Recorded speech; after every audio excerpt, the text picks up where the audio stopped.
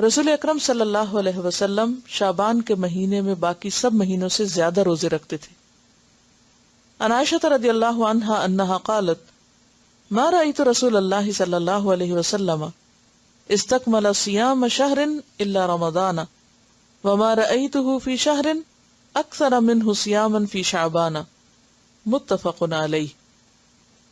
حضرت عائشہ رضی اللہ عنہا کہتی ہیں میں نے رسول اللہ صلی اللہ علیہ وسلم کو رمضان کے علاوہ کسی مہینے کے پورے روزے رکھتے نہیں دیکھا، نہ ہی شعبان کے علاوہ کسی دوسرے مہینے میں کثرت سے روزے رکھتے دیکھا.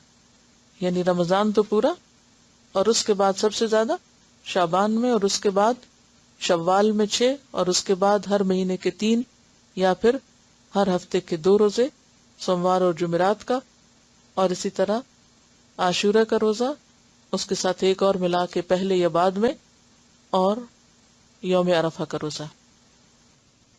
لیکن 15 شعبان کو خاص طور پر روزہ رکھنا یہ درست نہیں. اس کے بارے میں جو بھی احادیث ہیں وہ ضعیف ہیں. صحیح حدیث سے جو چیز ثابت ہے وہ یہ ہے کہ آپ سارے مہینے میں ہی یعنی کثرت سے روزے رکھتے تھے.